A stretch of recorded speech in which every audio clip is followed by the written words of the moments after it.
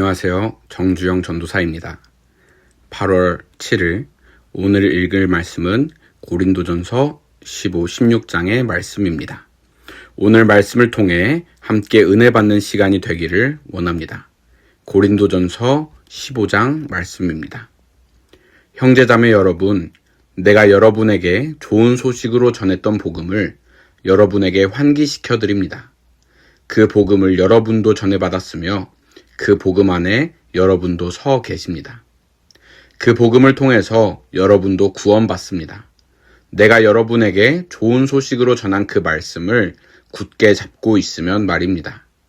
그렇지 않으면 여러분은 헛되이 믿은 것이 되고 말 겁니다. 나도 전해받은 것을 내가 여러분에게 최우선으로 전해드렸으니까요.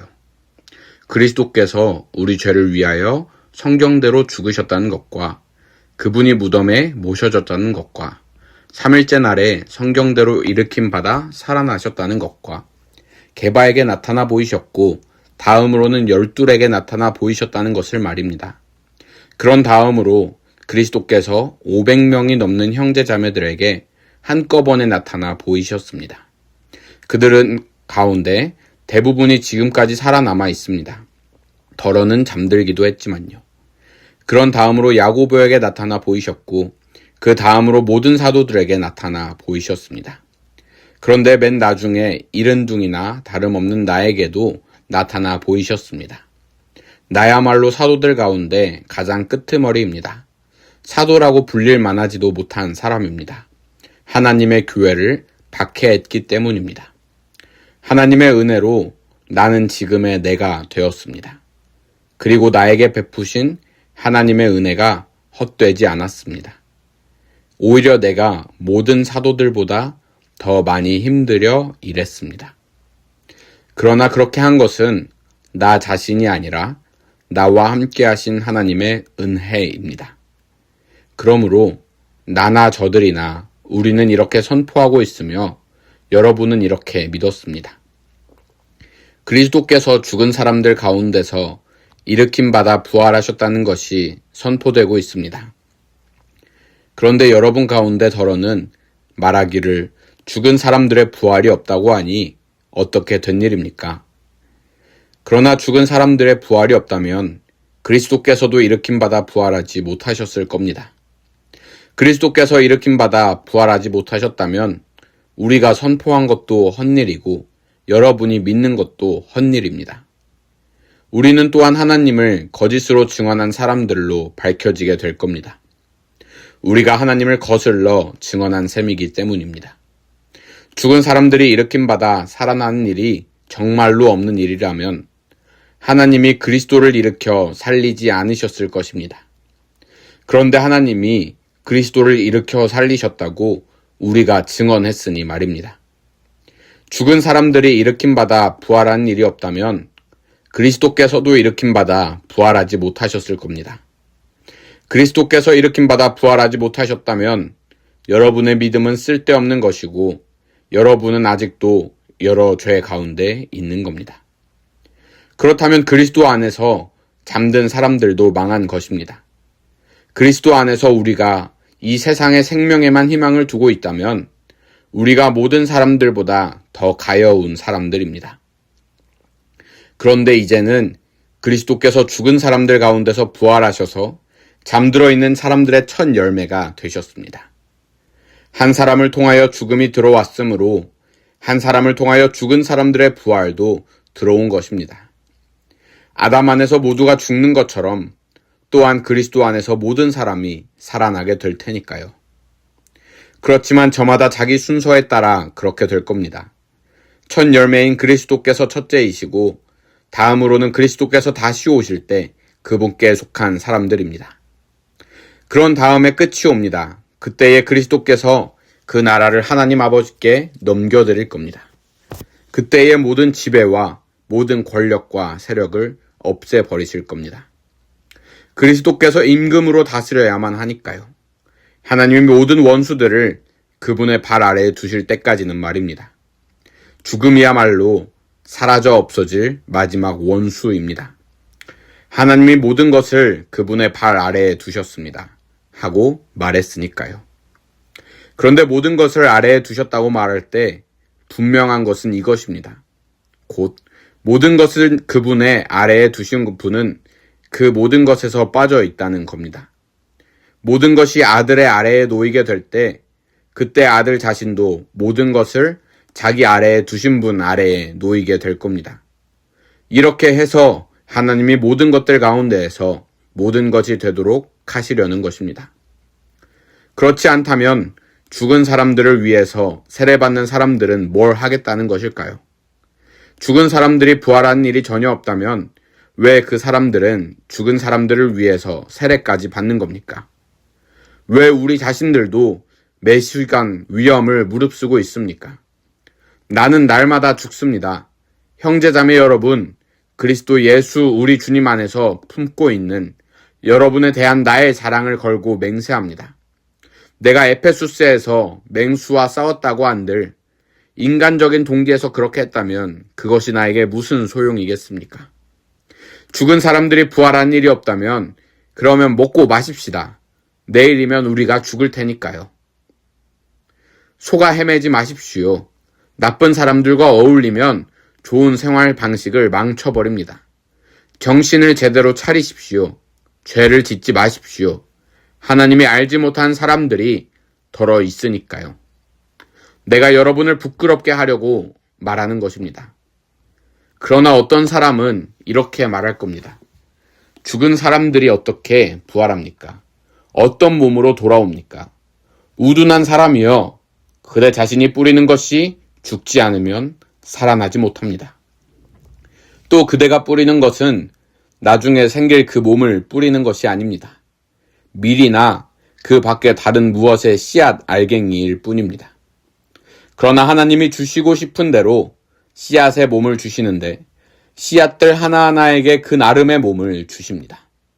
살이라고 해서 다 똑같은 살이 아닙니다. 사람들의 살이 다르고 짐승의 살이 다릅니다. 새들의 살이 다르고 물고기들의 살이 다릅니다. 하늘에 속한 몸들이 있고 땅에 속한 몸들이 있습니다. 하늘에 속한 것들의 영광이 다르고 땅에 속한 것들의 영광이 다릅니다. 해의 영광이 다르고 달의 영광이 다르고 별들의 영광이 다릅니다. 별과 별 사이에도 영광의 차이가 있으니까요. 죽은 사람들의 부활도 마찬가지입니다. 썩을 것으로 뿌려지지만 썩지 않을 것으로 부활합니다. 보잘것없는 것으로 뿌려지지만 영광스러운 것으로 부활합니다. 약한 것으로 뿌려지지만 강력한 것으로 부활합니다. 자연에 속한 몸으로 뿌려지지만 영적인 몸으로 부활합니다. 자연에 속한 몸이 있다면 영적인 몸도 있습니다. 마찬가지로 성경에 이렇게 적혀 있기도 합니다. 첫사람 아담은 생명체가 되었다. 그런데 마지막 아담은 생명을 주시는 영이 되셨습니다. 그러나 먼저 있었던 것은 영적인 것이 아니라 자연에 속한 것이었습니다. 그 다음으로 영적인 것이 있었습니다. 첫사람은 땅에서 나와서 흙의 사람이고 둘째 사람은 하늘에서 나셨습니다. 그 첫 번째 흙의 사람이 어떠하면 그 밖의 흙의 사람들도 그러합니다. 그 첫 번째 하늘에 속한 분이 어떠하면 그 밖의 하늘에 속한 사람들도 그러합니다. 우리가 흙의 사람인 그의 모습을 지녔던 것처럼 하늘에 속한 그분의 모습도 지니게 될 겁니다. 형제자매 여러분, 내가 이 점을 말씀드립니다. 살과 피는 하나님 나라를 물려받을 수 없습니다. 썩을 것은 썩지 않을 것을 물려받지 못합니다. 보십시오. 내가 비밀을 하나 여러분에게 말씀드립니다. 우리가 모두 잠들지는 않을 겁니다. 그러나 우리는 모두 변화될 겁니다. 잠깐만에 눈 깜짝할 사이에 마지막 나팔 소리에 그렇게 될 겁니다. 나팔이 울리고 그러면 죽은 사람들이 썩지 않을 몸으로 살아날 것이며 우리 자신들도 변화될 것이니까요. 이 썩을 것이 썩지 않을 것을 입어야만 하고 이 죽을 것이 죽지 않을 것을 입어야만 하니까요. 이 썩을 것이 썩지 않은 것을 입고 이 죽을 것이 이 죽지 않을 것을 입게 될 겁니다. 그때의 성경에 적혀 있는 그 말씀이 이루어질 것입니다. 완전히 삼켜져 버렸구나. 죽음이 승리에게. 어디 있느냐 죽음아 너의 승리가. 어디 있느냐 죽음아 너의 독침이. 죽음의 독침은 죄요. 죄의 권세는 율법입니다. 하나님, 곧 우리 주 예수 그리스도를 통해서 우리에게 승리를 주시는 분께 감사를 드립니다. 그러므로 사랑하는 나의 형제자매 여러분, 굳건하게 서서 꿈쩍도 하지 말고 주님의 일을 언제나 더 많이 하도록 하십시오. 여러분이 아시다시피 주님 안에서 여러분의 노력은 헛되지 않습니다. 아멘.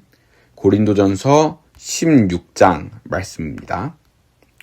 성도들을 위한 모금에 대하여 말합니다. 갈라티아의 교회들에게 내가 지시한 대로 여러분도 그대로 하세요. 매주 첫날에 여러분은 저마다 소득에 따라 얼마씩 따로 떼어 모아두시기 바랍니다. 그리하여 내가 갈 때 그때에 헌금한 일이 없도록 하십시오.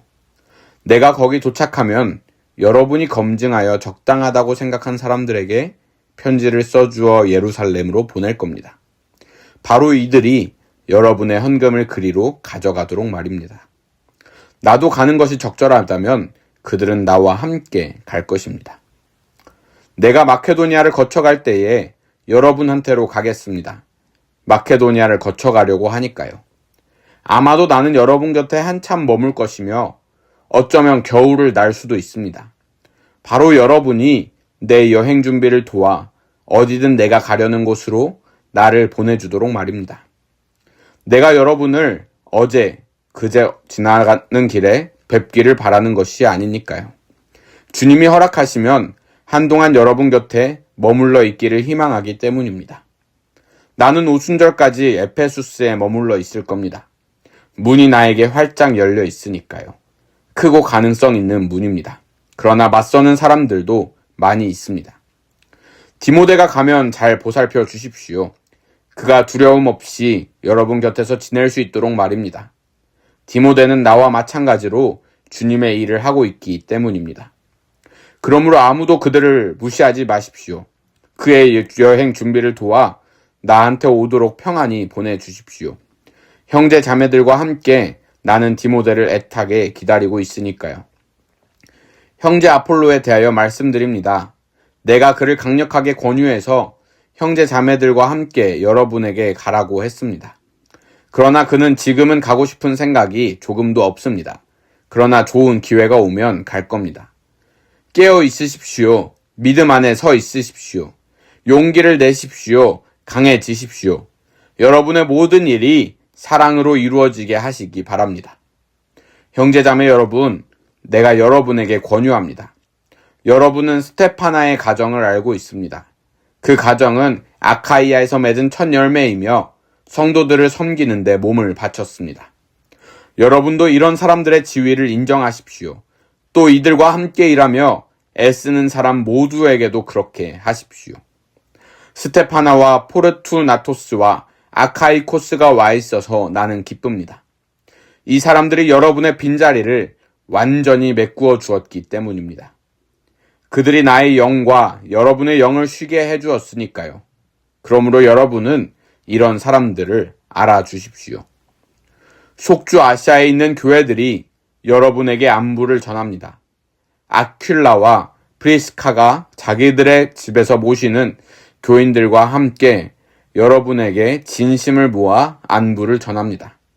모든 형제자매들이 여러분에게 안부를 전합니다. 거룩한 입맞춤으로 서로 안부를 전하십시오. 이 인사는 나 바울이 손수 씁니다. 누구든지 주님을 좋아하지 않는 사람은 저주를 받아 마땅합니다. 마라나타, 우리 주님 오십시오. 주 예수님의 은혜가 여러분과 함께하기를 빕니다. 나의 사랑이 그리스도 예수님 안에서 여러분 모두와 함께 있습니다. 아멘.